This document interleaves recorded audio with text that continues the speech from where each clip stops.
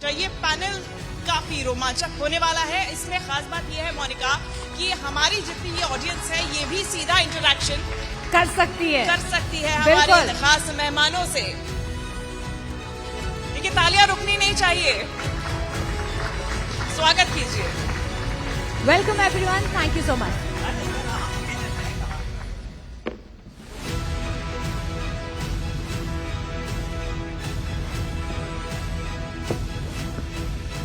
Sir अगर आप ये पहले आप कर रहे हैं तो एक काम करते हैं, आप भी उठ जाइए, थोड़ा सा बात करने से पहले खेल लिया जाए, है ना सर। बैट भी है, बॉल भी है, हाँ छोटा सा, हाँ शैंडिलियर नहीं, वहां आपको कैच प्रैक्टिस उधर करानी है। आइए तो देखिए, दो बैट्समैन है, एक गजब, तीन बैट्समैन है, उसमें से एक गजब का फील्डर है, तीनों गजब के कमेंटेटर्स हैं। लेकिन आज हम कैफ भाई से क्या कराएंगे, बॉलिंग कराएंगे। हाँ आकाश, अमूमन हमने कैफ भाई को कमेंट्री नहीं कमेंट्री माइक आपका। अरे ठीक ऑडियो यार कैफ सर, ये वो जो हम खेलते हैं ना घर में वन टिप वाला, वो खेलना है। सैंडी भाई पे कोई मारना दबाव नहीं है सर।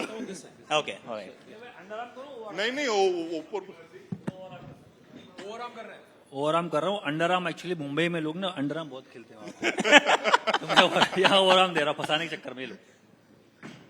और ये बहुत सम्मान दिया इस गेंद को।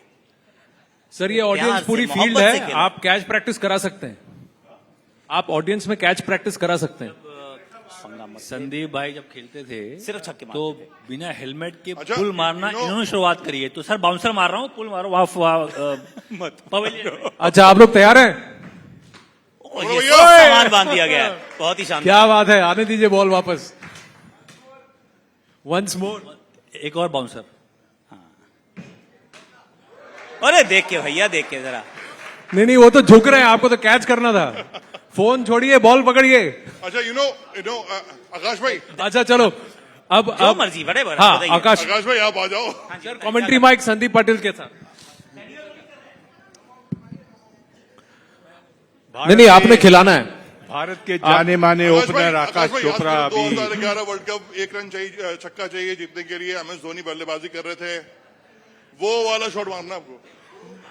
मैं नहीं मार सकता, वो सिर्फ माही मार सकते हैं, मैं नहीं मार सकता।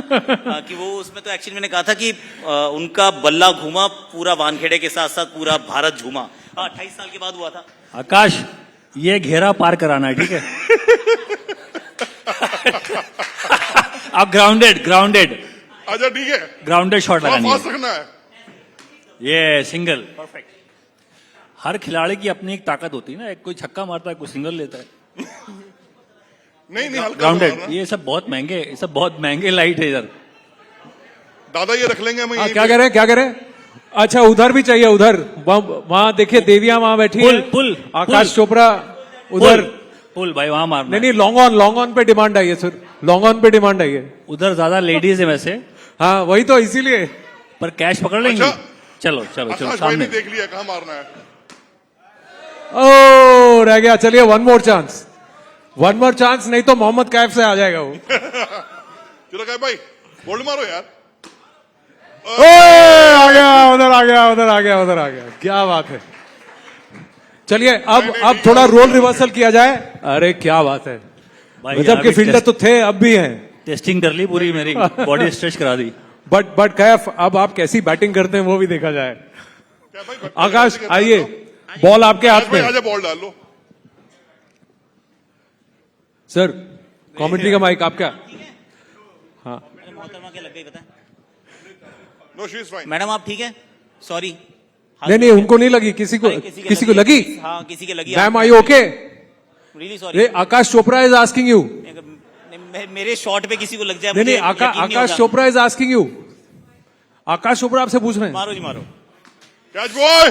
ओए अरे ड्रॉप किया, ड्रॉप कर दिया, पकड़ लिया। One tip sir, one tip नहीं है सर इधर।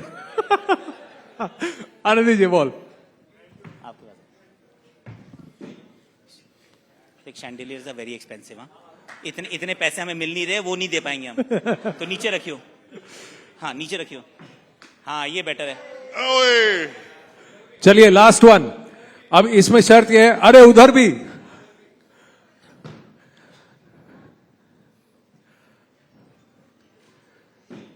आने दीजिए, चलिए। एनी चलो जी, मारो। Last ball. अरे रुक गया, ये फिर से आया। क्या बात है, big round of applause. Thank you for being such a sport. आइए प्लीज बैठिए।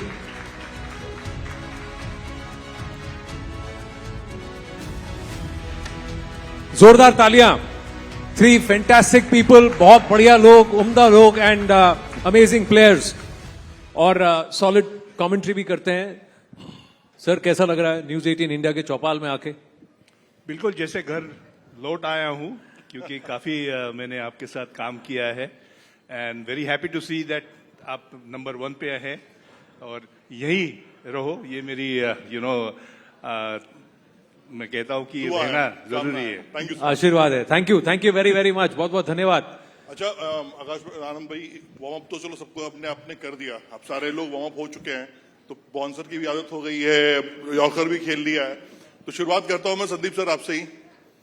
सर एक बाउंसर मोहम्मद शमी भाई ने डाला है कि जो सेलेक्टर्स हैं वो कम्युनिकेशन गैप रखे हुए हैं खिलाड़ियों से, बातचीत क्लियर नहीं हो पा रही है कि आप फिट हो, अगले मैच के लिए, अगले सीरीज के लिए अवेलेबल हो या नहीं हो। क्या ये पहले भी होता था या शमी भाई को कुछ मिसअंडरस्टैंडिंग है या अजीत अगरकर साहब सही से कम्युनिकेशन नहीं कर पा रहे हैं? देखिए मैं पूर्व सिलेक्टर रहा हूं, चीफ सिलेक्टर रहा हूं, और जो करंट हमारी सिलेक्शन कमेटी है उनके ऊपर टिप्पणी करना या बातें करना मुझे अच्छा नहीं लगता। लेकिन अगर ये पूछा जाता तो हम पुराने जमाने के हैं। हमेशा हम कह रहे हैं कि कपिल देव से लेके जितने सारे 70s 80s में खेले, ये एक बात मैं मानने के लिए तैयार नहीं हूं, क्योंकि आजकल जो पेपर में लिखा जाता है या टीवी पे सुनाई देता है कि क्रिकेट ज्यादा हो रही है। मैं ये कहूंगा कि इंटरनेशनल क्रिकेट डेफिनेटली ज्यादा हुई है, लेकिन हमारे जमाने में हम भारत के लिए खेलते थे, ऑफिस के लिए खेलते थे, क्लब के लिए खेलते थे, बेनिफिट मैचेस खेलते थे। तो नंबर ऑफ डेज क्रिकेट का अगर आप देखिए तो उतना ही था जितना आज है, और वो होते होते भी जो सुविधा आज के खिलाड़ियों के पास है, साथ है बीसीसीआई, सारी जो हमारी जितनी सारी एकेडमीज है, जितनी सारी एसोसिएशंस है हमारे देश में, इतनी बढ़िया सुविधा उन्होंने बनाई है आज के नौजवानों के लिए। हमारे जमाने में तो ये कल्चर ही नहीं था। तो आप उस वक्त बहुत ज्यादा क्रिकेट खेलते थे लेकिन पैसे उतने नहीं मिलते थे आज जितने मिलते हैं? नहीं, आज मोनेटाइजेशन ज्यादा हो गया। बड़ा अच्छा लगता है कि आज के जो नौजवान है, आज की जो टीम है, आज की जो प्लेयर्स है, इनको पैसा मिल रहा है, और ऐसा नहीं कि हमें कोई दुख है। तो ये selector player I think it is not fair to say that हम दुखी है पैसा नहीं मिला। हमें जो प्यार 42 years have gone and अभी तक 83 की लव स्टोरी शुरू है।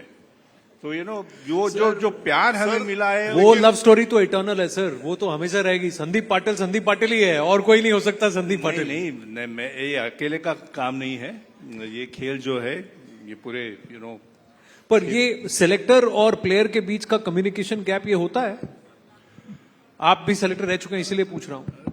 देखिए, बात तो हम सारे प्लेयर्स से करते हैं, लेकिन जब सिलेक्टर्स किसी प्लेयर को सिलेक्ट करता है तो बड़ी खुशी होती है, लेकिन जब कोई प्लेयर ड्रॉप होता है तो हमें खुशी नहीं होती, हमें दुख होता है। लेकिन वो ड्रॉप होने से पहले जो 4 साल मैंने बिताया और हमारी जो कमिटी थी, हमारी यही कोशिश रही कि जिस प्लेयर को हमने ड्रॉप किया उसके साथ बात की कि वजह क्या है, व्हाई यू आर ड्रॉप्ड। क्या फिटनेस की समस्या है, फॉर्म की समस्या है, या कोई अलग चीज है, और ये होना जरूरी है। लेकिन बड़ी दुख की बात है कि ये बात करने के बावजूद भी वो खिलाड़ी है, ऐसे कई खिलाड़ी है जिन्होंने बोले कि हमारे साथ बात ही नहीं हुई। नहीं, बिल्कुल नहीं। ईशान किशन है, सरफराज का नाम मैं लेना चाहूंगा, पृथ्वी शाह का नाम लेना चाहूंगा मैं। उनको पता ही नहीं है कि अब वापसी करने के लिए क्या करना है, कितनी मेहनत करनी है, क्या जान देनी है। आई थिंक सिलेक्टर्स का ये काम रहता है, जिम्मेदारी रहती है सिलेक्टर्स की कि बात करना, क्योंकि अगर खिलाड़ियों को पता नहीं चलेगा कि कारण क्या है, वजह क्या है, उसे टीम से बाहर होने की वजह क्या है। पर कैफ आप भी इससे गुजर चुके हैं, बढ़िया परफॉर्मेंस किया लेकिन सिलेक्शन नहीं हुआ, तो ये बातचीत होती है नहीं होती है, या फिर कई बार ऐसा होता है खिलाड़ी को लगता है मुझे टीम में होना चाहिए लेकिन सिलेक्टर्स कुछ और देख रहे होते हैं?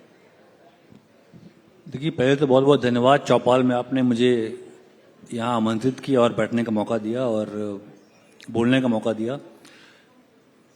जमाना थोड़ा बदल गया है। पहले शायद हमारे जमाने में था कि भाई पेपर में टीम पढ़ लो, अगर आप ड्रॉप हुए हो ना तो पेपर में आएगा, कोई आपको सिलेक्टर आके नहीं बोलेगा कि आप ना नहीं खेल रहे हो, ये वजह है, आपको यहाँ इंप्रूवमेंट करना है। वो जमाना अब पहले था, पर अब चीजें बदल गई। अब थोड़ा सा लोग ना, जो सिलेक्टर्स होता है वो टीम के साथ ट्रैवल करता है, बस में बैठता है, होटल में साथ रहता है, कप्तान के साथ वो बैठेगा, वो प्रैक्टिस पे जाके प्लेयर्स को देखता है कैसे प्लेयर्स अभ्यास कर रहे हैं। तो अभी जमाना चेंज हो गया है। अभी क्या हो गया, कम्युनिकेशन लेवल पहले से बढ़ गया है। हालांकि अभी भी बहुत चीजें हैं जहां पे आपने शामी का नाम लिया, कहीं ना कहीं कम्युनिकेशन गैप है, पर उतना नहीं जितना पहले हुआ करता था कि भाई पेपर में पढ़ लो, अगर आपका नाम आएगा तो आपको हम फिर फ्लाइट लेके पहुंच जाना। तो वो जमाना बदल गया। अभी लगता है शायद थोड़ा सा और कम्युनिकेशन लेवल बढ़ा है, सिलेक्टर्स साथ में ट्रैवल करते हैं।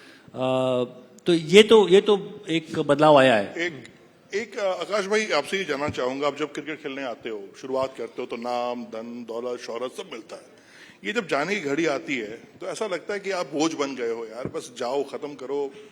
मैं नाम लेके बात करता हूँ, रोहित शर्मा, विराट कोहली, इनसे बड़े खिलाड़ी नहीं है आप, लेकिन एक कम्युनिकेशन गैप क्यों हो जाता है? कभी कहा जाता है कि विराट फोन अटेंड नहीं करते हैं, विराट से बातचीत नहीं हो पाती है, विराट का यो टेस्ट लंदन में होता है, विराट आए तो बातचीत हो। मतलब ये क्यों, मतलब ये परंपरा क्यों है? संदीप सर, कैफ भाई, आप तीनों क्रिकेट खेल चुके हैं, मतलब आओ तो बहुत अच्छी स्वागत होती है, लेकिन जाने का पता भी तो होना चाहिए, बात तो होनी चाहिए। So communication actually is a two way street. ऐसा नहीं हो सकता कि एक तरफ से है तो फिर वो कम्युनिकेशन नहीं है, वो मैसेजिंग है। दोनों तरफ से होती है तो कम्युनिकेशन होती है। और अगर कोई भी ये कहे कि ये नहीं हो रहा at this point in time, I actually feel कि वो इनकरेक्ट है, and I will tell you why. क्योंकि अगर आप रोहित की बात करें या विराट की बात करें या अजीत अगरकर के साथ भी खेले हुए हैं, मतलब जिसने साथ में ड्रेसिंग रूम शेयर किया हो, और उसके बाद अब जो सिलेक्शन कमेटी आई वो तो पक्के यार रहे हैं, साथ साथ सारी आईपीएल टीमों में इकट्ठे रहे हैं। तो कम्युनिकेशन अगर वो नहीं हो रहा है तो it's a mistake at both ends, वो किसी एक एंड की कहानी नहीं हो सकती। और एक बात आप हमेशा पाएंगे, वो शमी की बात हुई ना, तो see player, of course I will speak for the player, की प्लेयर को लगता है, और मैंने भी एक बार एक्चुअली, मैं जब खेल रहा था, मैंने नाम नहीं आ रहा था, तो मुझे किसी ने सुझाव दिया, मैं इंग्लैंड में था, उन्होंने कहा ऐसा करो तुम चेयरमैन को फोन ही कर दो। हाँ ठीक है जी, कर देते हैं, कोई बात नहीं। उस समय इंग्लैंड में, क्योंकि वहां होते हो आपको माहौल अलग लगता है, तो मैंने फोन किया एक दिन, मैंने कहा sir what are my chances? तो उन्होंने कहा रन बनाओ। मैंने कहा जी मैं रन तो बना रहा हूँ। कह रहे नहीं, your quality of run is not that good. मैंने कहा क्वालिटी तो सेम ही होगी, but of course I could not answer, and I said अच्छा ओके। तो मैंने कहा जी कितने रन बनाए? मैंने इतने बनाए। So that was a bit of a thing कि थोड़ा स्टैंड ऑफिश था at that point in time, क्योंकि इट वाज वेरी अनयूजुअल था कि कोई बच्चा फोन उठा के कह रहा है सर मुझे बताओ मेरा नाम क्यों नहीं आया। आज की डेट में it is exactly the opposite. आप कुछ भी किसी से ही पूछ सकते हो, कोई मना नहीं करता है। तो I am refusing to believe कि कम्युनिकेशन नहीं हुआ है बिल्कुल भी, क्योंकि दूसरे एंड की स्टोरी ना आपको कभी सामने मिलेगी नहीं। सी गौतम गंभीर या अजीत अगरकर ये पब्लिक में आगे थोड़ी ना बताएंगे कि मैंने बात की या नहीं की। तो एक साइड की story is there, but every story has two sides. So we haven't heard the second side, so I am going to. तो आप ये कह रहे हैं कि सिक्के के दो पहलू हुए। रोहित शर्मा, विराट कोहली की बात अमृत ने छेड़ी, तो वहीं बात करते हैं। आज विराट कोहली ने ट्वीट किया है कि एक प्लेयर इज ओवर और done only when they give up. तो उनका इशारा क्रिप्टिकली ये है कि भाई उसके चक्कर में मत पड़ो, ब्रांड का ट्वीट है उसके बाद वो हाँ सच्ची वो एड थी, लोग उसको मोटिवेशनल स्पीच समझ गए, वो एक्चुअली एड थी। हाँ, लेकिन कहीं ना कहीं जिंदगी से भी तारुफ, क्योंकि इनका है कि 2027 का ओडीआई वर्ल्ड कप इन्हें खेलना है। आपको क्या लगता है कि क्या प्लेयर को ये डिसीजन लेना चाहिए, या परफॉर्मेंस जब तक है तब तक आप किसी पर कोई अंकुश ना लगाएं? Age should not be a barrier. आपके हाँ, फिर मैं कैफ और संदीप। सी, भारत के लिए खेलना is a privilege and not a right. Nobody has the right to play for India. It is a privilege that we are extended. हमें मिलता है मौका खेलने का, और उसके लिए हम बहुत ज्यादा आई मीन यू फील कि ये ब्लेस्ड है आप कि आपको ये मौका मिला है, क्योंकि 140 करोड़ लोग यहाँ रहते हैं और क्रिकेट एक्चुअली में बहुत प्यार मिलता है यहाँ पे और बहुत लोग खेलते हैं। तो अंत में सिलेक्शन तो देखिए 2.5 साल दूर है वैसे, तो ये कहना कि कौन खेलेगा नहीं खेलेगा, पर ये फैसला कभी भी वो प्लेयर का तो इंडिविजुअल नहीं हो सकता है कि मेरे लिए जो सही है that is not important, Bharat के लिए क्या सही है वो सबसे ऊपर बात है, वो सर्वोपरि है। तो अगर आप रन बनाते जाएंगे तो कौन रोकेगा, सबको चाहिए आप। अगर रोहित शर्मा 3 दोहरे शतक, there is not a player in the world जिसने ये काम किया हो, तो उनको तो आप चाहते हैं वो टीम का हिस्सा हो ना। विराट कोहली से बड़ा ओडीआई क्रिकेटर कौन आएगा, आप रन बनाते जाइए, please be there, it's in South Africa. तो भारतीय क्रिकेट के इंटरेस्ट में है कि वो खेलें, लेकिन खेलेगा वही, चाहे फिर वो शुभमन गिल हो, चाहे विराट कोहली हो, या रोहित शर्मा हो, या हार्दिक पांड्या हो, कि परफॉर्मेंस अगर आप करते जाएंगे तो टीम का, या फिर हर्षित राणा हो, एनीबडी उनको अभी मौके नहीं मिले। अगेन वो ना थोड़ा सा ये भी थोड़ा सैड स्टोरी है बाय द वे, कि वो एक बच्चे को बना दिया, एक वो आई मीन विपिंग बॉय बन गया है, हर बंदा आता है वो लात मार के चल पड़ता है।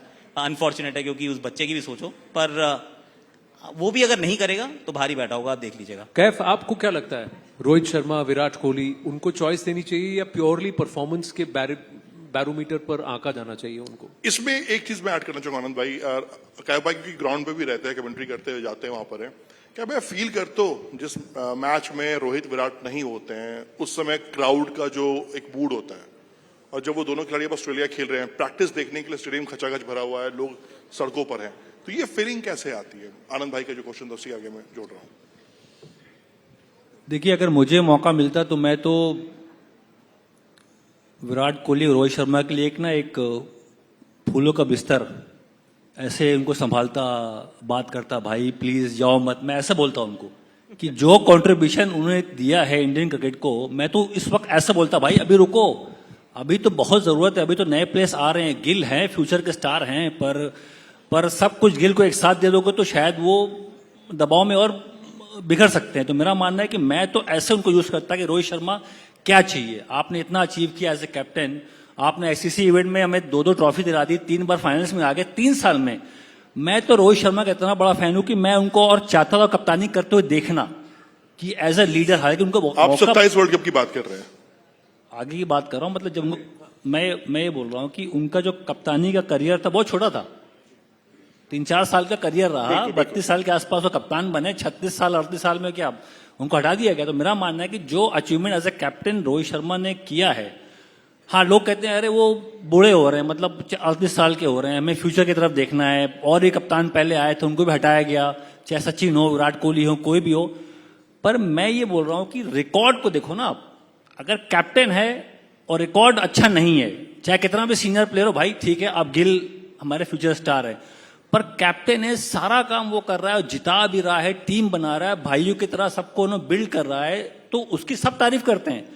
तो मैं ऐसे देख रहा हूं कि 2027 में भी चाहे वो 41 साल के भी हो जाएं, पर मैं ये देखता हूं कि क्या रोहित शर्मा वर्ल्ड कप जिता सकता है, क्या उनके पास एक्सपीरियंस है, क्या वो वर्ल्ड कप पहले जिता चुके हैं, हाँ जिता चुके हैं, सारे आंसर, सारे जो बॉक्सेस है वो टिक किए हुए हैं। तो हमें मूव ऑन क्यों करना है कि हम फ्यूचर के लिए बिल्ड करें? अरे भाई 2027 वर्ल्ड कप के बाद फ्यूचर के लिए बिल्ड कर लो आप। तो मेरा ऐसा मानना है कि मैं रोहित शर्मा, विराट कोहली को बहुत समझा बुझा के बात करके कम्युनिकेशन लेवल, मतलब मैं घर पहुंच के उनसे बात करूंगा, इस लेवल का, ऐसे लेवल के प्लेयर दोनों। तो आप कह रहे हैं आप उन्हें संभाल के रखते हैं। संदीप भाई आप क्या कहेंगे, आप कैसे देखते हैं रोहित शर्मा, विराट कोहली को? आपको लगता है कि जब तक वो परफॉर्म कर रहे हैं, टीम में रहे, सीनियर्स हैं, भले ही दोनों कैप्टन रह चुके हैं, इससे माहौल खराब होगा? अगर वो परफॉर्म कर रहे हैं तो सवाल ही नहीं उठता।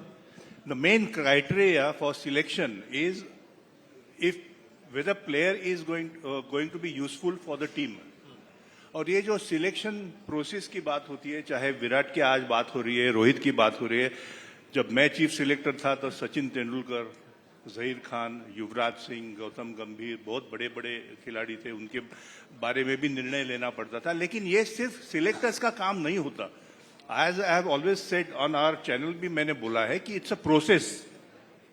जब टीम सिलेक्शन होता है तो पहला जो चीफ सिलेक्टर होता है वो कप्तान से बात करता है, उनके मन में क्या है, फिर कप्तान और कोच, जो भी कोच हो, उनके साथ चीफ सिलेक्टर बात करता है, उनकी बात लेके मैं जो बाकी के हमारे जो अन्य सदस्य हैं उनके साथ बात होती है हमारी, और फिर एक टीम बनती है करीब 18-20 जनों की, और फिर हम वापस बैठते हैं। तो ऐसा नहीं कि चीफ सिलेक्टर ने बोल दिया या कप्तान ने बोल दिया या कोच ने बोल दिया कि रोहित को खिलाओ या विराट को ड्रॉप करो, ऐसा नहीं होता।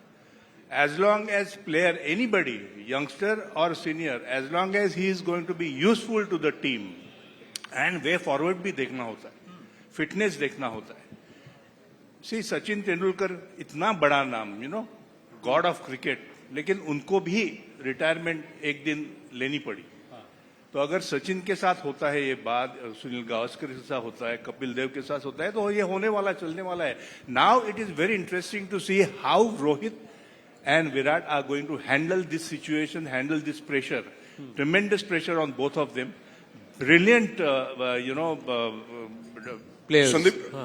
संदीप जी, मैं आपसे ये जरूर जानना चाहूंगा, क्या खिलाड़ी का रिटायरमेंट, जैसा आपने कहा सचिन तेंदुलकर का नाम लिया, सुनील पाजी का नाम लिया, क्या खिलाड़ी का रिटायरमेंट सोशल मीडिया से होना चाहिए या ग्राउंड से होना चाहिए? Selectors have no, being a player, being a former player, आपको क्या? देखिए, सिलेक्टर्स का काम टीम सिलेक्ट करना है। सिलेक्टर का काम ये नहीं कि आप रिटायर हो जाओ जी। That is absolutely up to individual.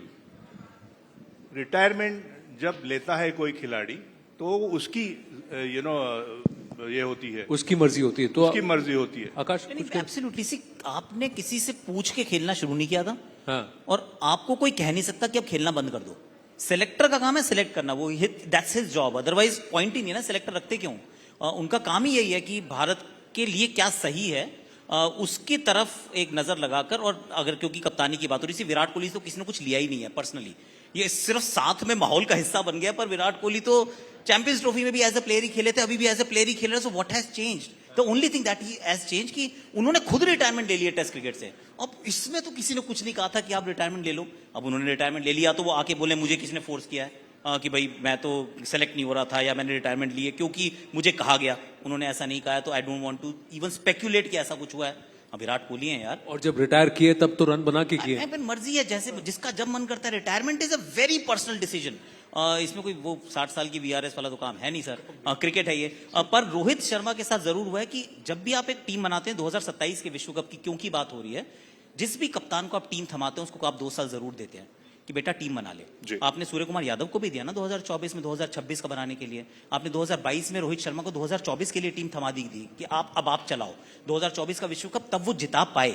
तो अगर अगेन डेविल्स एडवोकेट सेलेक्टर साहब यहाँ एक बैठे हैं हमारे, कि अगर सेलेक्टर ये सोच रहे हैं कि just in case Rohit loses form closer to the world cup, मेरे पास तो फिर कोई ऑप्शन नहीं बचेगा। मुझे लगता है कि ये समय है, क्योंकि ओडीआई क्रिकेट इतनी ज्यादा होती ही नहीं है। जो चीज होती तो नहीं, आप ये कह रहे हैं कि शुभमन गिल को 2 साल का समय दिया है कि वो अपनी टीम बना ले। I mean, और फिलहाल it's उसके कॉन्स्ट्रक्ट में रोहित शर्मा और विराट कोहली हैं। जब तक ये आपका रन बनाते रहो, खेलते रहो यार। संदीप सर, आप कुछ कह रहे हैं? सचिन तेंदुलकर खेले ना एमएस धोनी के नीचे, तो इसमें गलत क्या है? उस वक्त 5 फॉर्मर कैप्टन थे धोनी के अंदर। There are 2 great examples. Dhoni retired while he was on tour of Australia. Suddenly, Yes. he never had a word with me or secretary or president or my colleagues. Ashwin के बारे में भी it was his decision suddenly. वो भी Australia tour में ही हुआ था। Yeah, so it's up to the player to decide whether he wants to continue or whether he wants to. Sir, लेकिन ये हुआ क्यों था? क्या आपको आइडिया क्या लगा? मतलब क्या लगा कि वाई धोनी है तो सडनली उन्होंने संन्यास क्यों लिया? I कुछ really don't know, because I remember when Dhoni was India A, as a India A player, he told और आकाश भी था, when I was lucky to be there as a coach of India A side. तभी उसने बोला था कि Sandy भाई मैं जब रिटायर होगा तो किसी को पता नहीं चलेगा, और ऐसे ही हुआ। I was sitting in Mumbai and Sanjay Jagdale, then the secretary of BCCI, he called me, Dhoni has retired. We were shocked, but that's his decision and we have to appreciate, we have to accept it. तो आप ये कह रहे हैं कि India ए खेलते वक्त ही माही ने डिसाइड कर लिया था कि जब मैं रिटायर होऊंगा किसी को पता नहीं चलेगा, मैं खुद डिसाइड करके मैं बता दूंगा। माही was like that. Mahi was very very clear कि उसको क्या करना है।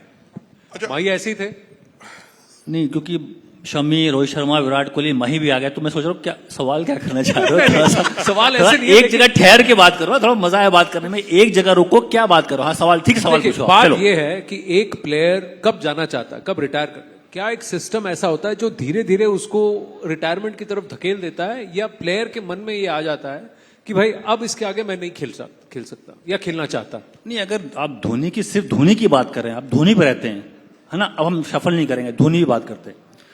धोनी के केस में वो टेस्ट मैच का रिकॉर्ड उनका अच्छा नहीं है एज ए कैप्टन। अगर टेस्ट मैच देखो तो वो व्हाइट बॉल में तो मतलब राजा, मतलब यार आप आईपीएल की बात कर लो, वर्ल्ड कप जिताया है सारे व्हाइट बॉल में। टेस्ट मैच में वो अच्छे कप्तान, उनका रिकॉर्ड देख लो, वो थोड़ा नीचे थे compare to Virat Kohli, compare to और जितने कप्तान बने इंडिया के लिए। तो एक तो खुद उनकी टीम हार रही है, मतलब इनिंग डिफीट से हार रही है, मतलब बहुत बुरी तरह हारी है। धोनी की कप्तानी में जो धोनी के यहाँ फैन बैठे हैं, माफी चाहूंगा, पर जो फैक्ट वही फैक्ट ये है कि एक्चुअल में वो टेस्ट मैच में वो टीम संभाल नहीं पाए, जो असलियत है। व्हाइट बॉल में तो भाई उनसे बड़ा कोई कप्तान मिलेगा नहीं आपको। तो ये रीजन था, टीम हार रही थी, रन भी थोड़े उनके इतना फॉर्म ऊपर नीचे था। और मेन क्या है, कप्तान का अगर रन बना रहा है और टीम हार रही है तो भी दुखी होगा वो। पहला उसका काम है कि भाई एज अ लीडर मैं जाऊं घर, इंडिया में नहीं, न्यूजीलैंड गए, ऑस्ट्रेलिया गए, है ना, इंग्लैंड गए, वहां पे क्या है, आप वहां जाके अच्छा करते हो, जिताते हो, तो फिर वो उसको सेटिस्फेक्शन अलग लेवल का मिलता है कि बाहर जाके, इंडिया के बाहर हम जीते। वो रिकॉर्ड धोनी का, मतलब मैं दुख के साथ बोलना चाह रहा हूं कि इतना अच्छा नहीं रहा, इसलिए उनको मजबूरी में छोड़ना पड़ा। अब एक और विषय पर आगे बढ़ते हैं, इस गाड़ी को आगे बढ़ाते हैं। भारत क्रिकेट का सुपर पावर है, ये तो जग जाहिर है इन टर्म्स ऑफ कमर्शियली। और ये अभी जो हाल में एशिया कप हुआ, उसमें जो घटा वो सही है, गलत है, क्या हुआ? आपका मत क्या है कि खेल और जो एक लार्जर जियोपॉलिटिकल रीजन है, ऑपरेशन सिंदूर के बाद ये हुआ, टीम ने कहा कि हम हाथ नहीं मिलाएंगे, ये कहां तक सही है? आप इससे इत्तेफाक रखते हैं, नहीं रखते हैं? और उसके बाद जो रवैया था कि आपको हम ट्रॉफी नहीं देंगे, अब वो ट्रॉफी अभी भी दुबई में पड़ी है, इस पर आपका क्या कहना है? आप तो कमेंट्री भी कर रहे थे उसको। इस पे मेरा ये कहना है कि अच्छा हुआ लाइव था मैच, नहीं तो शायद पड़ोसी मानते ही नहीं कि ये हुआ भी था। तो लाइव था, ट्रॉफी भी लेके चले गए, तो हो सकता है वहां पे विक्ट्री परेड भी हो जाती, और वहां हो सकता है शायद अफरीदी साहब चले भी रहे होते वो कराची में कहीं पे कि ये देखो ये ट्रॉफी भी हमारी, हम ही जीत के आए हैं, क्योंकि ये तो लाइव हुआ ही नहीं। See it left a bad taste, इसमें कोई डाउट नहीं है। प्लेयर्स के लिए अगर मेरे से पूछेंगे तो बहुत अननेसेसरी प्रेशर था, बहुत ज्यादा प्रेशर था कि कैसे आपको बिहेव करना है, कैसे आपको खेलना है। Suddenly losing is not an option, losing is not a choice, but it has to be one of the two options, right? Match हो रहा है, आपके हाथ में नहीं, आप मैच जीतोगे हमेशा। तो पर अगर ऑप्शन ही ना हो, ऐसा लगे कि अब तो यहां से तो हार नहीं सकते, दैट इज अनड्यू प्रेशर, मतलब बहुत ज्यादा अननेसेसरी प्रेशर है जो भारतीय खिलाड़ियों के ऊपर उस समय रहा। I think social media played a very bad role generally, that's what it does, कि पहले मैच से तीसरे मैच तक, और उसके बाद एक और मैच इंडिया पाकिस्तान को हुआ, बाय द वे सारे भूल गए, अभी 5 तारीख को हुआ था। एक ऑडियंस में भी शायद बहुत कम लोगों को पता हो कि 5 तारीख को इंडिया पाकिस्तान का मैच हुआ है, वुमेन्स वर्ल्ड हुआ ना, बट किसी को नहीं पता था, सोशल मीडिया को तो मतलब भूल ही गए सारे। लेकिन वो एक मार्की इवेंट था जिसके अंदर इतना बवाल था, and it started, I will tell you something, so it started with a boycott, ended with 300 screens actually showing the finals live. तो ये तो टोटल माहौल जिसे कहते हैं, जो आपने सोशल मीडिया की पहले पे चर्चा की, तो इसमें प्लेयर्स जो है वो बेचारा वो करे क्या, तो करे क्या करे, आई मीन उसको इंडिया ने खेलना है तो उसके हाथ में वो डिसीजन नहीं है। If I am selected to play for India, my job is to go and play. Decision किसने लेना है वो प्लेयर के हाथ में नहीं है, इनफैक्ट बीसीसीआई के भी हाथ में नहीं है अब तो। I mean this comes from the government. अब अगर सरकार ने डिसाइड किया कि खेलना है तो फिर हमारा काम है जाके खेलना यार। पर जो प्रेशर मुझे लगा जो प्लेयर्स के ऊपर था, इट वॉज इनसेन, मतलब अनरियल था। पर आपने ठीक है, आप क्या मत रखते हैं कि हाथ मिलाना चाहिए था, नहीं मिलाना चाहिए था? और फिर जो जवाबी बर्ताव आया सामने से कि भाई मैं तुमको ट्रॉफी नहीं दूंगा, ये कहां तक सही है आपके हिसाब से? क्या है कैफ, आप क्या सोचते हैं? देखिए, ट्रॉफी लेके भाग गए तो वो एक अच्छा संकेत नहीं था, क्योंकि वो भी बड़प्पन दिखा सकते थे। हाँ, उनकी जो भी नाराजगी रही हो कि हमें मना कर दिया गया, हमारे यहाँ से ट्रॉफी नहीं लेगी इंडियन टीम, या हाथ नहीं मिला रहा, जो भी इशू रहा होगा मैं समझ सकता हूँ, कोई वजह से उन्होंने मना किया, ठीक है। पर मेरा मानना है कि ट्रॉफी लेके भाग जाना, मतलब ये तो बहुत ही पहले ऐसे इतिहास में कभी हुआ नहीं है। और ट्रॉफी ना भी मिले तो भारतीय टीम जीती हुई टीम मानी जाएगी। ट्रॉफी के ना होने से कोई उनका कोई ये नहीं बोलेगा कि हाँ भाई आप खराब खेल के आए हो, आप हार के आए हो।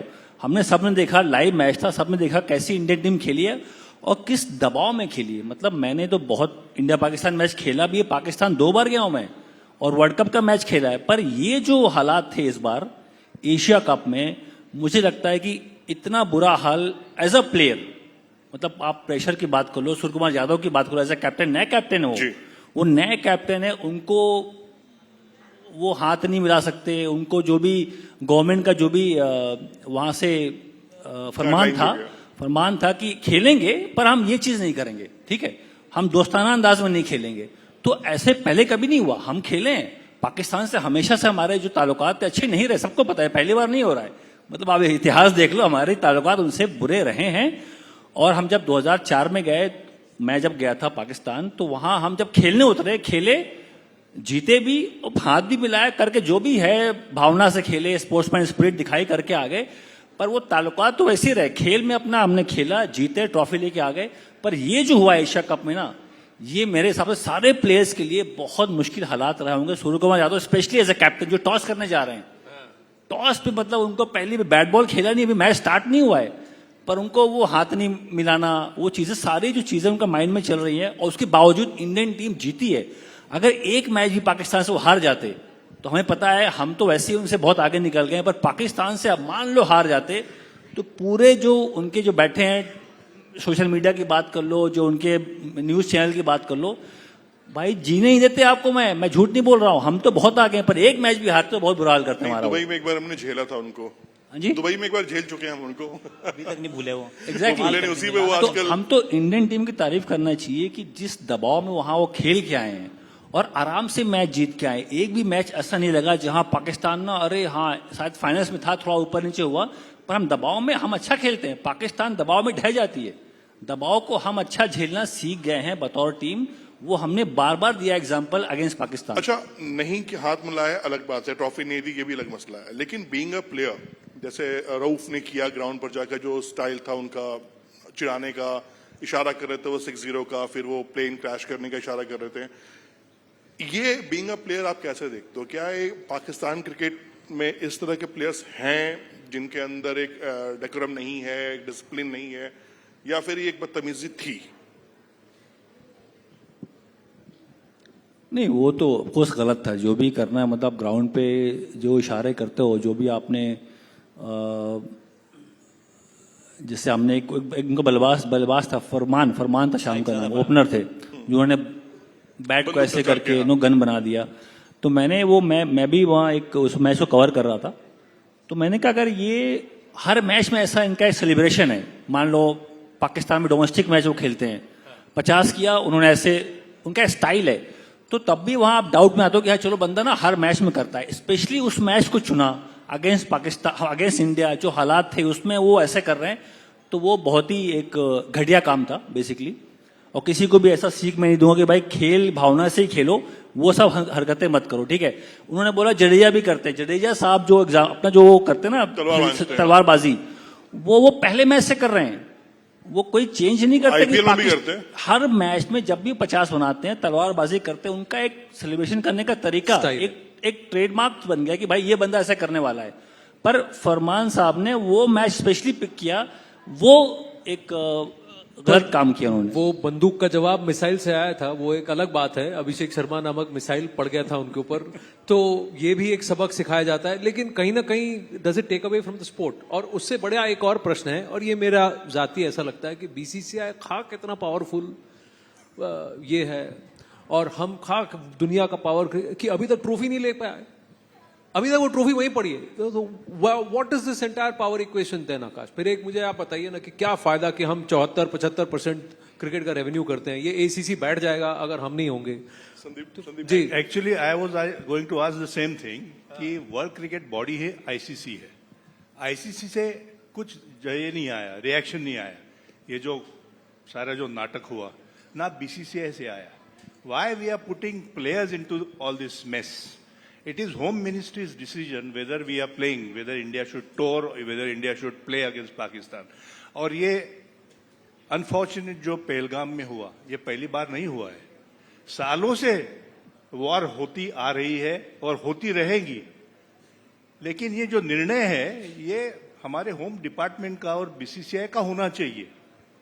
अननेसेसरीली ये प्लेयर्स को, इसमें सूर्या ने हाथ नहीं मिलाया, सूर्या ने कमेंट दिया, ये मुझे लगता है कि ये खेल भावना से नहीं बहुत देखिए, और बावजूद इसके कि उन्होंने अगला मैच 1 घंटा ऐसे डिले किया, उन्होंने That's दूसरी टीम- what I'm saying, हाँ, you know, दूसरी टीम को ICC रुकवा- क्या कर रही है? हाँ, तो हम- ये पूछना गलत है, सही? हमें गर्व है कि हमारा भारतीय बोर्ड आज क्रिकेट का राजा बन गया है, लेकिन भारतीय बोर्ड की तरफ से भी कोई बयानबाजी नहीं हुई, ना आईसीसी की तरफ से हुई। बयानबाजी सिर्फ टीवी के ऊपर और न्यूज़पेपर में चल रही है, and that's I think very sad. और खासकर प्लेयर्स इसमें फंसे हुए हैं। जी बिल्कुल, जो बिल्कुल। आपका कहना है जी। ACC actually Asian Cricket Council जो है, जो ये कराती है Asia Cup, I think it's past its expiry date, it's done. That council is almost done. अगर ये इस शेप एंड फॉर्म में रहती है, आई डोंट थिंक कि अगला एशिया कप होगा भी, क्योंकि India might just walk out of it completely. अगर वहां मोहसिन नकवी जी ही रहते हैं, इंटीरियर मिनिस्टर भी हैं, वो उसके प्रेसिडेंट भी हैं। I mean Pakistan is like that when it comes to cricket, और उनकी जो पॉलिटिक्स है। तो if the moment India walks out, the problem with that I tell you, क्योंकि भारत को एक नया पैसा कमाई नहीं होती है एसीसी के इवेंट से। जितने पैसे होते हैं भारत बांट देता है। India does not keep its money. वो 50-60 मिलियन आते हैं, वो चाहिए नहीं, वो कभी नेपाल को देता है, कभी थाईलैंड को देता है, कभी मलेशिया को देता है। लेकिन जिस दिन इंडिया वॉकआउट करता है इस टूर्नामेंट से, तो वो जो किटी है 270 मिलियन की, फिर वो सबकी चली जाएगी। It won't matter to India, but it will matter to a lot of Akash भाई पीपल। डायरेक्टली नहीं कह रहे ना, डीए जो बनता है ना, अलाउंस वगैरह जो बनता है वो चली जाएगी आईसीसी की। भारत को देखिए, तो फर्क नहीं पड़ता। टीए सब छोड़िए, मैं ये कह रहा हूं कि प्लेयर्स ने, आपने जो कहा वो किया, वो जाके खेले, जीते, और आपने कहा कि कोई व्यवहार नहीं होगा सामने वाली टीम के साथ, तो उन्होंने पूरा फॉलो कर दिया। आपकी जिम्मेदारी नहीं बनती कि उनके हाथ में वो ट्रॉफी लाकर रखे? आपको नहीं लगता? बीसीसीआई का काम है ये, खिलाड़ियों का काम नहीं है। बीसीसीआई को पूछना हाँ, चाहिए। मेरा ये कहना है कि बोर्ड की जिम्मेदारी नहीं है क्या? एज आई सेड अर्लियर कि ICC is the parent body, उसके नीचे एसीसी है, उसके नीचे भी बहुत सारी बॉडीज है, लेकिन बीसीसीआई की आज जो ताकत है, बीसीसीआई और हमारे जो आईसीसी के जो प्रेसिडेंट है वो हमारे हैं, उनको तो निर्णय लेना चाहिए था ना। ठीक है, चलिए अभी इस बात को यहाँ थोड़ा सा आगे बढ़ते हैं। हाँ, आगे बढ़ते हैं। चेंज करते हैं टॉपिक नहीं, को। आपने कैफ, मैं आपसे भी जानना चाहूंगा, प्रेशर की बात की ना, कि किस तरह से प्लेयर्स ने प्रेशर को हैंडल किया। तो कोई आपके साथ कोई एक लम्हा जब आपके पास बहुत प्रेशर था आपके ऊपर, लेकिन आप उसको पार कर गए, तो जरा हमारे दर्शकों को ये बताइए कि उस वक्त आपका मैकेनिज्म क्या होता है उस प्रेशर से डील करने का, कि भाई आज तो आर्या पार है। अब वो इंग्लैंड का लम्हा है, उसके अलावा कई बार है, इंडिया में भी कई बार आपने टेस्ट मैचेस बचाए, ओडीआई में भी आपने किया। वो प्रेशर सिचुएशन था कि भाई एक बॉल एक गलती में गया, लेकिन फिर आप निकल गए आगे और आपने टीम को पार कर दिया। उस लम्हे को आप कैसे हैंडल करते हैं? देखिए, लोग ना नेटवेस्ट ट्रॉफी के बारे में बहुत बात करते हैं, 2002 जो हम जीत के आए थे लॉर्ड्स में। पर मैं एक्चुअली जब पाकिस्तान गया 2004 में, तो वहाँ पे हम ना लाहौर का एक मैच था, हम 2-1 से उसमें पीछे थे, 2-1 से श्रृंखला में पीछे थे, और लाहौर में हम 4th ओडीआई खेल रहे थे और हमारे 145 से 5 वहाँ भी हो गए थे और 270-280 चेस कर रहे थे। मैं और द्रविड़ वहाँ क्रीज पे थे।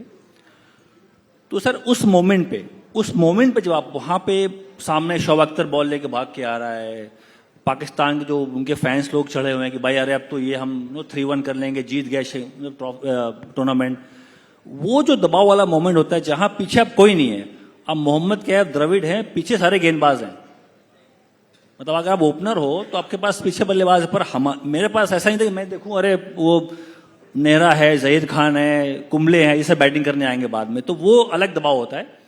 अच्छा, वहां पे क्या होता है कि उस मोमेंट पे आपका जो साल भर की जो परिश्रम है, जो हार्डवर्क है, तपस्या है, कुर्बानी है, जो आप पिक करते हो कि भाई मेरे पास ऑप्शन है कि यार आज प्रैक्टिस करूं या फिर दोस्त बुला रहा है थोड़ा घूम के आता हूं बाहर, पर आप बोलते नहीं यार अभी पाकिस्तान का टूर है, मुझे और अभ्यास करना, मुझे और फील्डिंग करनी, मुझे और बैटिंग करनी है। वो मोमेंट ना, वो दो पहलू हमेशा लाइफ में आपके आएगा। तो वो क्या पिक करते हो आप कि नहीं यार मुझे रुक के ना, मैं ऑफिस में रुकता हूँ, 1 घंटा और काम करता हूँ, मुझे पता है ट्रैफिक है, ये है, वो है, सुबह से मैं आया 9 बजे से, पर जो अतिरिक्त आप अभ्यास करते हो, अतिरिक्त टाइम बिताते हो, वही चीज आपको उस टाइम पे काम आती, जो मेरे काम आई, मेरा बिलीफ, मेरा हार्डवर्क। और हार्डवर्क से क्या होता है, बिलीफ मिलता है। जब भी आप परिश्रम करते हो, लगातार मेहनत करते हो, उससे ही कॉन्फिडेंस आता है सर। बिलीफ कैसे आता है? लगातार आप जब नेक्स्ट प्रैक्टिस करते हो, यहाँ से बॉलें जा रही हैं, अरे आप लगातार मतलब हार्ड वर्क करते जा रहे हो, तभी आपका भरोसा बनता है। जो उस मोमेंट पे जब इंडिया पाकिस्तान का मैच है, 2-1 से आप पीछे हो, मैं और द्रविड़ खेल रहे हैं, 136 की पार्टनरशिप की थी हमने, 136 की पार्टनरशिप करके हम मैच जिता के दोनों नाबाद आए, और उसके बाद 5th ODI जीत के हम श्रृंखला जीते। तो उस मोमेंट पे मुझे लगता है सबसे बड़ी बात है वो बिलीफ, भरोसा अपने खेल पे, और वो उसकी जो शुरुआत होती है ना, उससे पहले से होती है, 1-2 साल 3 साल पहले से होती है। अच्छा, आकाश भाई, जो कैब भाई कह रहे हैं कि मैं जिस डाउन पे गया उसके बाद बल्लेबाज मुझे नजर नहीं आ रहे थे, क्या यही बात है कि आजकल गौती भाई मोस्ट ऑलराउंडर लेके जाते हैं, 6ठे 7वें 8वें पायदान तक ऑलराउंडर भरे हुए हैं कि चलो अगर टॉप ऑर्डर गया तो नीचे वाले तक तो है कुछ?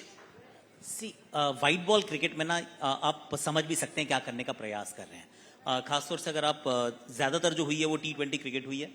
T20 क्रिकेट में भारत नियरली 300 के बैरियर को ऑलमोस्ट ब्रीच करने वाला था, मतलब वहां तक आप पहुंच रहे हैं, 250 तो लगातार बना रहे हैं। बायलैटरल क्रिकेट में अगर आप सिर्फ ये एशिया कप छोड़ दें क्योंकि पिचेस कुछ अलग थी, तो अगर आपका सपना वो है कि हम इतनी दूर जाना चाहते हैं तो उसके लिए आपके पास असला बारूद भी होना चाहिए, तो फिर आपके पास नंबर 8 तक बैटिंग भी होनी चाहिए, वरना फिर वो जो अभिषेक शर्मा का विस्फोटक अंदाज है, उसके बाद सूर्या खेलते हैं, फिर तिलक मारते हैं, फिर हार्दिक उड़ाते हैं, ये सब उड़ाना और मारना बंद हो जाता है अगर आपको पता हो 7 पे बैटिंग खत्म हो गई है तो इसलिए 8 पे 9 पे बैटिंग है, वो पीछे चाहिए होती है इन्फेंट्री की, हमारे पास है सब कुछ, भी संभाल लेंगे, सब हो जाएगा, तो चलो हम आगे चलते हैं।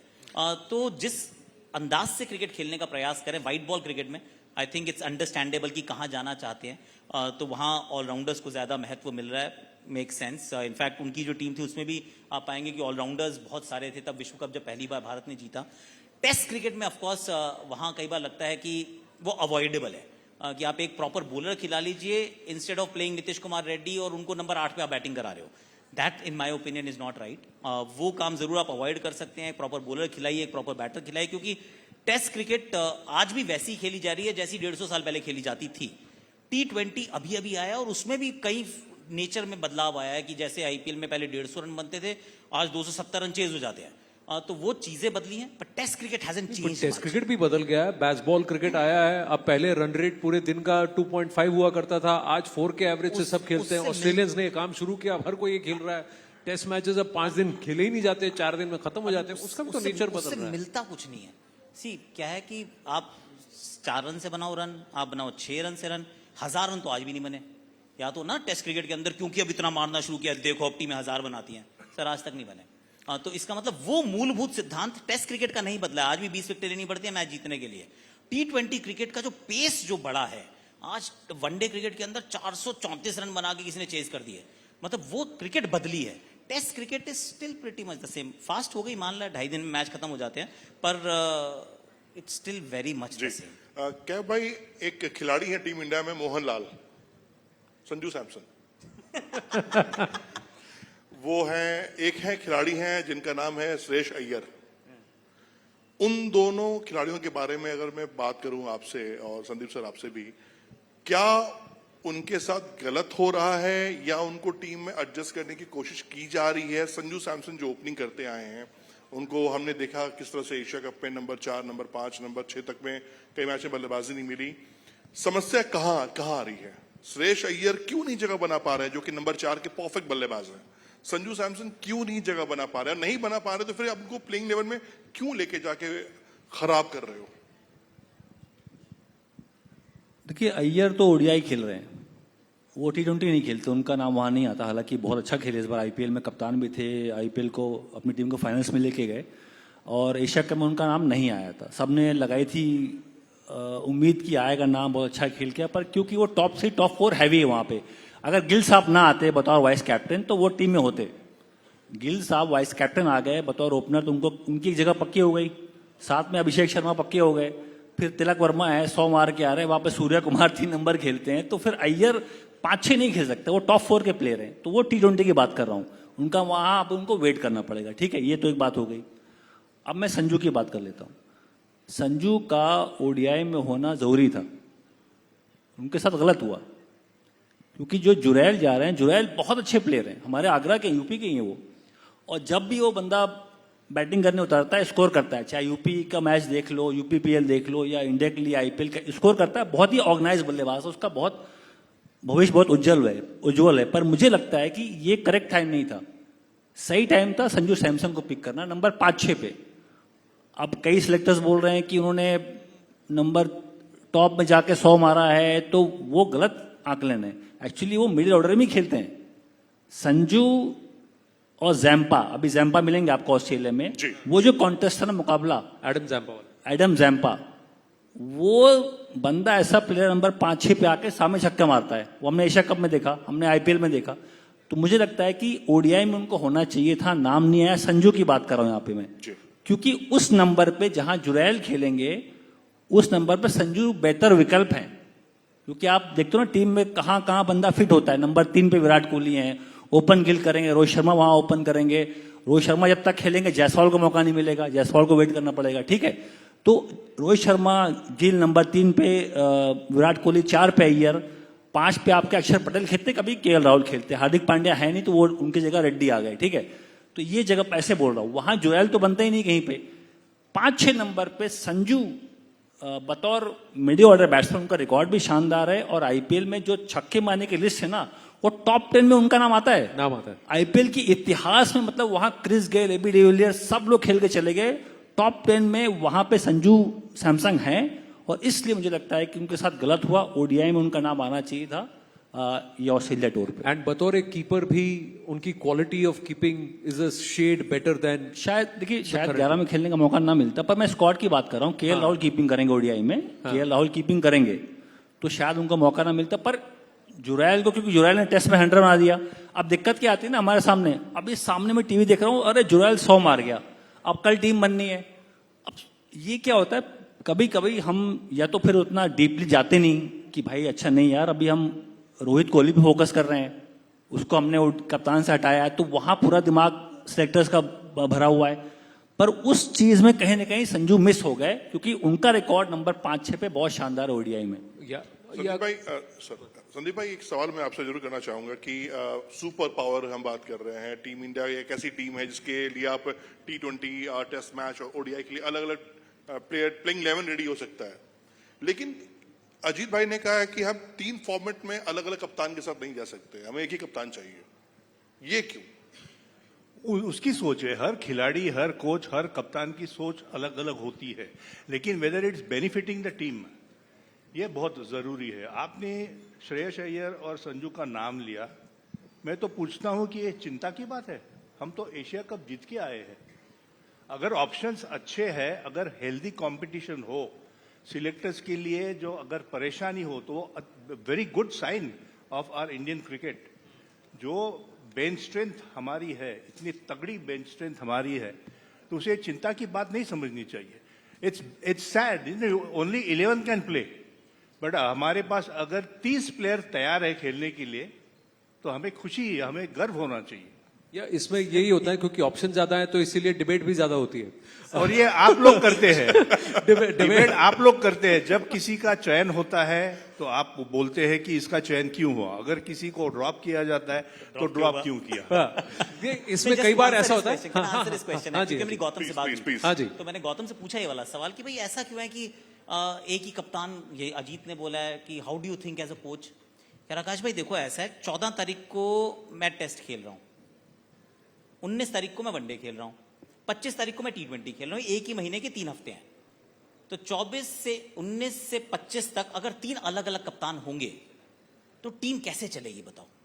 मुश्किल होगा कि आप हर किसी के साथ ट्यूनिंग अलग अलग सेट करोगे, तो देश का अगर जो क्रिकेट को एक दिशा में ले जाना थोड़ा सा मुश्किल हो जाता है। तो अगर ऑप्शन अवेलेबल है, नहीं है तो कोई बात नहीं सर, आपको करना पड़ेगा। ऑप्शन तो डालना पड़ेगा ना, मतलब आप रेडी करोगे ना, ऐसा थोड़ी हो सकता है कि आप... तो अभी वो शुभमन गिल की तरफ गए भी इसी वजह से हैं कि एटलीस्ट आपके पास 2 फॉर्मेट में एक कप्तान है। सूर्य कुमार यादव T20 के कप्तान है, शुभमन को वहां पे भी आपने सेकंड में रखा हुआ है, डिप्यूटी है, कि जब वहां पे जगह होगी तो हो सकता है शुभमन गिल वहां पे भी आ जाए। लेकिन उसमें एक और बात बताऊं आपको कि कैप्टन्स का फॉर्मेट, गौती का जो ये एक्सप्लेनेशन है कि भाई 15 दिन के अंदर हम 3 अलग फॉर्मेट खेल रहे हैं, लेकिन आप 3 अलग टीम के साथ खेल रहे हैं ना, टीम भी तो सेम नहीं है, तो कैप्टन क्यों सेम होना चाहिए? ओवरलैप होता है, तो क्या होता है, I just answer that question. See, अगर आप एक फॉर्मेट के कप्तान हैं और मान लीजिए आपके पास 3 कोच भी हो, एक कोच क्यों चाहिए? 3 रख लो, आई मीन 3 कोच, 3 कप्तान, 3 अलग अलग टीम। भारत में बहुत लोग हैं, 140 करोड़ पैसे लोगों का, बहुत है हमारे पास, हाँ, मैं 140 सकते करोड़ हैं। लोगों का देश है। टेंशन क्या है, बहुत इतने सारे लोगों का चयन नहीं हो पा रहा, तो कितनी अच्छी बात है, कर लीजिए। तो इसमें होता क्या है कि आप एक टीम के कप्तान हैं, आपको ना बुमराह जरूर चाहिए, हाँ आपको करेक्ट। बुमराह चाहिए, आप नहीं छोड़ेंगे बुमराह को। और दूसरे वाला फॉर्मेट वाला कहता है मुझे भी बुमराह चाहिए, क्योंकि मेरा फॉर्मेट तो इसी, मेरी किस्मत जो है वो तो इसी के ऊपर डिपेंड करती है। तीसरा कहता है मेरी क्या गलती है भाई, हम मेरे को भी तो चाहिए बुमराह। तो now everybody is pulling Indian cricket in different directions. तो सर वो कैसे चलेगी तो वो एक क्रिकेट को अगर यूनिफॉर्मिटी नहीं रहती। हाँ, क्रिकेट अगर एक चलानी इसीलिए- नहीं तो इसीलिए- सेलेक्टर भी अलग अलग रख दो। हाँ, इसीलिए मैंने कहा कि ये जो सिलेक्शन होता है उसके पहले 1 महीना बहुत बातचीत होती है, where we involve coach, we involve captain, we involve vice captain, we involve senior players also, we also involve BCCI, और फिर बात बनती है। अभी जो चल रहा है, as long as it's working well for Indian team, as long as Indian team is getting results, giving results, तो चिंता की बात नहीं है। चलिए समय थोड़ा कम है, तो एक ये योयो टेस्ट के बारे में आपका क्या थॉट प्रोसेस है? देखिए, हमारे जमाने में तो हमने जिम्नेशियम का भी नाम नहीं सुना था। ये योयो टेस्ट चल रहा है, और जो स्तर फील्डिंग का और फिटनेस का स्तर आज जो है, मैं सलाम कहूंगा। और बीसीसीआई और सारे जो, जैसे पहले भी मैंने कहा कि जो सुविधा आज के प्लेयर्स को मिलती है, लेकिन उसका असर, उसके रिजल्ट्स भी मैदान के ऊपर मैच में हमें देखने के लिए मिल रहे हैं। बड़ी खुशी होती है कि जिस तरह की फील्डिंग हमारी इंडियन टीम आज कर रही है, हमारे जमाने की बात करें तो मैं तो छुप जाता था लेकिन वो गलत था। लेकिन हमें किसी ने बताया नहीं ये जो स्लाइडिंग वगैरह की बात है, तो कि हमें तो देखा भी नहीं, तो आज हम ताली मारते, और ये खुशी की बात है। आपका थॉट प्रोसेस तो अलग होता था, जितने छोड़ूंगा उससे 3 गुना बना के आऊंगा, आपका तो ये होता था ना, वो तो आप सोचते थे। बट ये योयो को लेकर आप क्या सोच रहे हैं? योयो टेस्ट, कोई कहता जरूरी है, कोई कहता नहीं है। देखिए, फिटनेस जरूरी है, क्योंकि आप इतने जो अलग अलग फॉर्मेट चल के आजकल, तो आपको अगर फिट नहीं होगा तो आप सर्वाइव नहीं कर पाओगे, ठीक है। पर मुझे लग रहा है कि थोड़ा बैलेंस की आवश्यकता है। जहां पे हम देख रहे हैं फील्डिंग का स्तर तो बढ़ गया है, पर इंजरी का स्तर ही बढ़ गया है, प्लेयर चोटिल भी हो रहे हैं। तो अब मैंने इसका थोड़ा सा जांच पड़ताल करी कि भाई चोटिल क्यों हो रहे हैं इतने आजकल। एक से एक हमारे पास फिजियो, और BCCI the richest body in the world, कितने पैसे हमारे पास। तो ये हम बुमराह को संभाल नहीं पा रहे। उनको हम बोल रहे हैं भाई तुम अब 2 मैच ब्रेक लेके 1 मैच टेस्ट मैच खेलो, फिर तुम टेस्ट मैच यहाँ खेलो, ऑस्ट्रेलिया में ओडीआई मत खेलो, T20 खेलो। तो ब्रेक देकर उनको हम उनको हम संवार रहे हैं। तो मेरा कहने का मतलब ये है कि हार्दिक पांड्या वो भी चोटिल रहते हैं, बुमराह चोटिल रहते हैं, और अय्यर भी अभी उन्होंने मना कर दिया टेस्ट मैच में, बोला कि मैं ना मेरा बैक का इशू है। तो जो ये देख रहा हूँ ना, मुझे लग रहा है कि जो 3 इंजरी की बात कर रहा हूँ, 3 प्लेयर की बात कर रहा हूँ, इनकी सिमिलर इंजरीज है, बैक की इंजरी है, ठीक है। हार्दिक पांड्या, बुमराह और अय्यर सेम। तो कभी कभी ना हम अभी वहां बैलेंस की आवश्यकता है कि भाई कितनी ट्रेनिंग करानी है।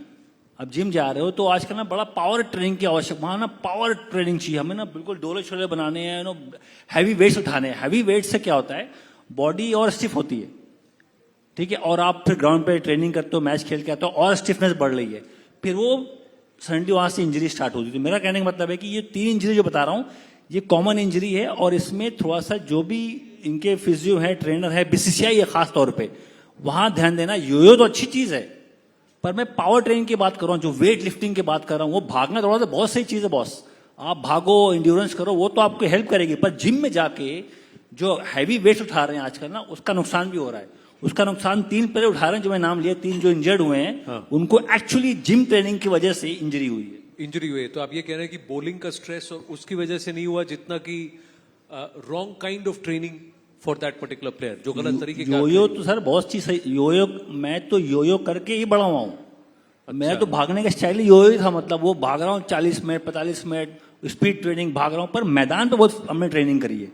तो अगर मोहम्मद कैफ अच्छा फील्डर बन पाया तो उसका बड़ा रीजन जिम नहीं है, उसका मेन रीजन था आउटडोर घास में घंटों अभ्यास करना। उसमें क्या होता है, आपका जो बैक है, ग्लूट्स है, हैमस्ट्रिंग है, वो इतनी मजबूत होती है कि वो टूटेगी नहीं। वो जिम में नहीं, उसका वो ट्रेनिंग लोग ना जिम में करना चाहते हैं। जिम और ग्राउंड सर अलग अलग ट्रेनिंग ग्राउंड है, वो समझना आवश्यक है। आकाश भाई ये बताओ, अभिषेक शर्मा बहुत आजकल कैमरा उनकी तरफ फोकस हो रहा है।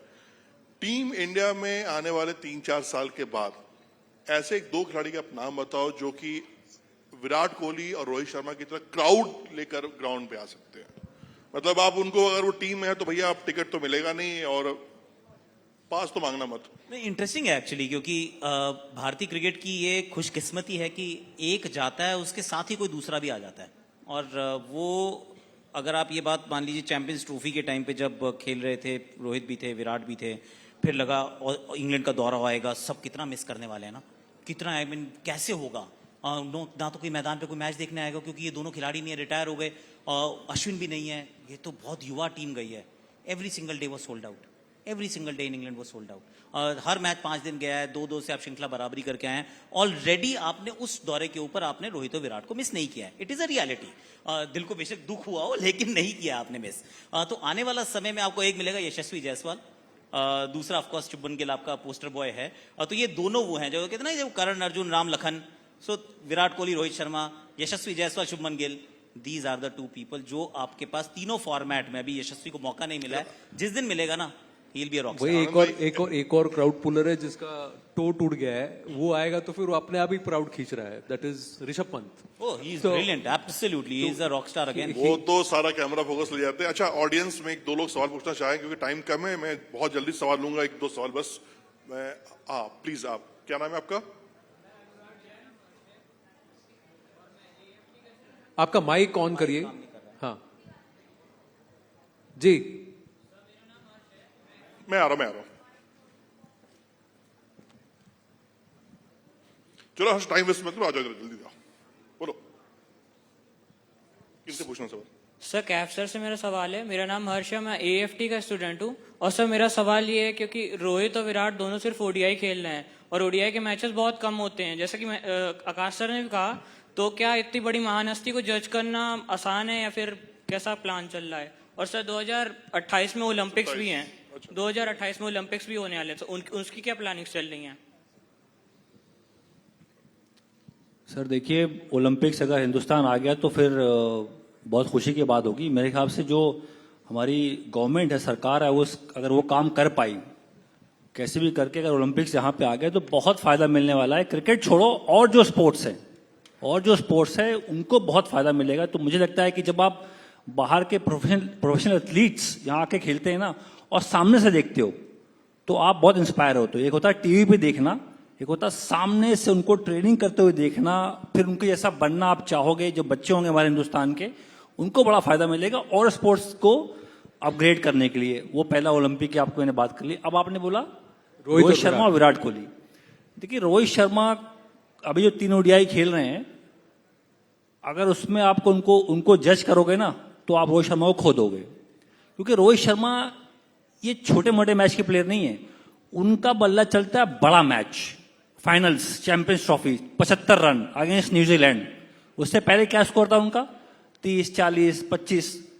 तो वो ऐसा प्लेयर है कि उसको अगर बोलोगे यार 3 ODI है भाई, ये डू और डाई है, यहां अच्छा नहीं करोगे तो आप भाई भविष्य आपका खतरे में है। इससे बड़ी बेवकूफी सिलेक्टर्स नहीं कर सकते, स्पेशली रोहित शर्मा के साथ, क्योंकि वो ऐसा प्लेयर है कि वो फिर बड़े मैच में ही खेलता है। तो उसके साथ अभी ये जजमेंट, उसको ऐसा मत, जैसे मैंने बोला पहला जो मैंने लफ्ज यूज किया था कि ये जो फूलों का बिस्तर है ना, ऐसा ट्रीटमेंट देना पड़ेगा आपको ऐसे प्लेयर को जो ऑलरेडी उन्होंने इतिहास बनाया हुआ है। ठीक है, उनको 3 मैच में जज मत करो। विराट कोहली आपको मौका देंगे नहीं। विराट कोहली तो ऑफकोर्स वो खेलने जा रहे हैं, उनका तरीका ऐसा है कि वो हर मैच में स्कोर करते हैं, कंसिस्टेंट है। पर रोहित शर्मा और विराट में फर्क है। रोहित शर्मा वो 20-30 मारेंगे, पर बड़ा मैच आएगा तो बंदा पावर प्ले में जो स्टार्ट की बात कर लो, मैच विनिंग नॉक की बात कर लो, वो उनका करियर ऐसा रहा है। तो मैं उनको 3 मैच में जज नहीं करूंगा, और ना ही सिलेक्टर्स को 3 मैच में जज करना चाहिए उनको। बहुत सही कहा। इन्होंने ये भी पूछा क्योंकि 2028 में टेक्सास में जो ओलंपिक्स है उसमें पहली बार क्रिकेट शामिल होगा, तो उनका क्वेश्चन वो भी था कि ओलंपिक्स की नजर से आप कैसे देखते हैं? 2028 से पहले 26 और 27 भी है। हाँ 26 और 27 26 में तो वो है नहीं सर, वो तो क्रिकेट वर्ल्ड कप और इसकी बात करें, पर ओलंपिक्स में पहली बार क्रिकेट इतना इस तर्ज पर शिरकत करेगा, तो फिर उसके लिए क्या हमारी तैयारी होनी चाहिए, किस तरीके की टीम को हमको भेजना चाहिए?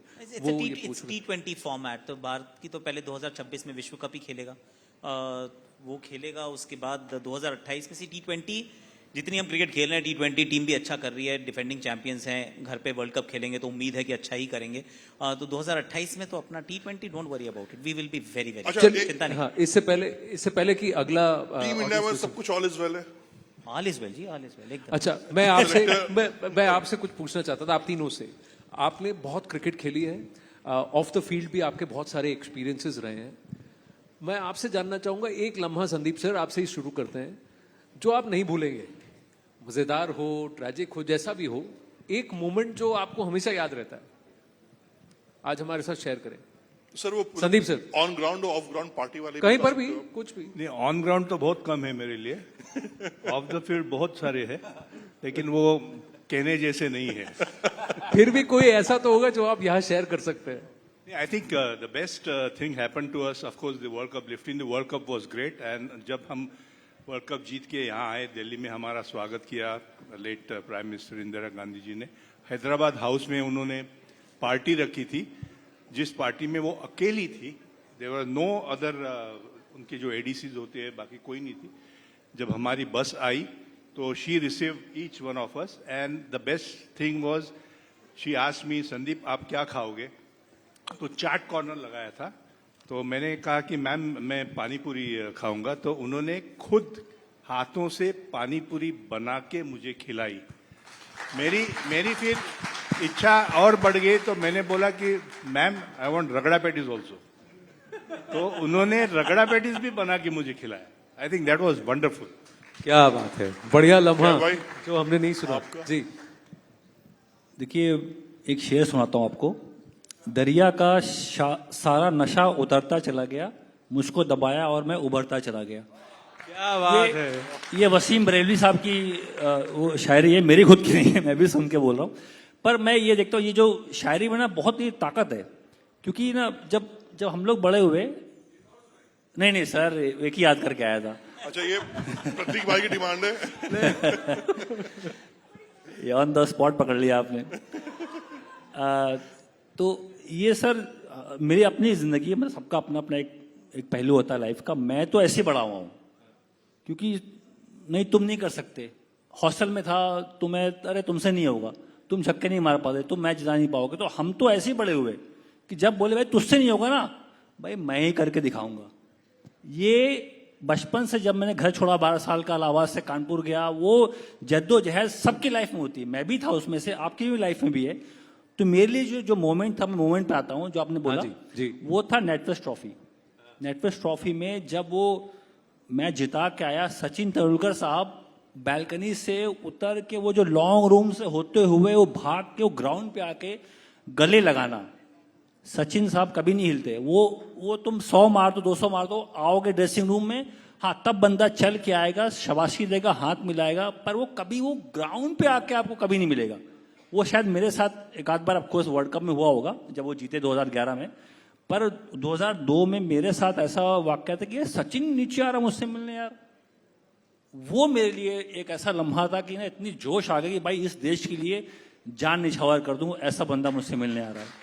पर क्या कहा उन्होंने उस वक्त? आप गले मिलने आए तो क्या कहा सचिन पाजी ने? क्या नहीं बोलते नहीं है वो। हाँ। वो इतना बोलने वाला बंदा नहीं है, बस वो कभी ऐसे आके ना वेल डन कैफू, शाबाश यार क्या खेला, बस ये 2 लफ्ज। वो ज्यादा आपको चढ़ाएगा नहीं। वो ऐसा बंदा है कि हाँ भाई अच्छा किया, well done, move on, next match. Okay, finally Akash, we got to wind up ji. Adelaide test match actually जो हम बरसों से जीते नहीं थे। इनफैक्ट जब हम ऑस्ट्रेलिया जा रहे थे तो फ्लाइट में मैंने अखबार भी पढ़ा था, उसमें भारत का ही अखबार था, उसमें लिखा था कि 4-0 से हारने जा रहे हैं। क्योंकि उससे पहले ऐसे ही हुआ करता था, फिर ब्रिस्बेन भी हम जीत नहीं पाए थे, ड्रॉ हो गया था मैच। पर जब एडिलेड मैच जीते थे एक्चुअली, वो लम्हा वो स्पेशल कि आप so we were in the dressing room, और एक हमने बोर्ड बनाया होता है, व्हाइट बोर्ड था। व्हाइट बोर्ड के ऊपर क्योंकि हम चेज कर रहे थे तो हमने ऐसे करके लाइन लगा के फिर वो हम रन्स काट रहे थे कि कितने कितने रन बचे थे। एक बच्चे की हमने ड्यूटी लगाई हुई थी कि अच्छा ये काम आपने करना है, जो जहां बैठा था वहीं रहेगा और फिर इंतजार करेगा। I think that day was very very special, where we believe that we can do it. और शायद जो आज जो बॉर्डर गावस्कर ट्रॉफी हमने 2 बार लगातार उठाई है, उसके जो बीज थे वो शायद तब बोए गए होंगे कि यहाँ पे आकर भी आप इस किले को फतेह कर सकते हैं। पहली बार झंडा जो गाड़ा एडिलेड में, तो वो इनके लिए यादगार रहा। आपने जिस बेबाकी से और खुले मन से हमसे बातचीत की है, ये मेरे लिए बहुत यादगार रहेगा, जिंदगी भर याद रखूंगा। उसके लिए आप लोगों को बहुत बहुत शुक्रिया। Thank you so much. Thank you नहीं और थैंक यू ये हमारे लिए भी ड्रीम कम ट्रू था आपके साथ, थोड़ा बहुत जो हमने शेयर कर लिया 22 गज की पट्टी पे। Thank you sir, thank you so much. Thank you. जोरदार तालियां हो जाएं Thank you. संदीप पाटिल, आकाश चोपड़ा और मोहम्मद कैफ के लिए।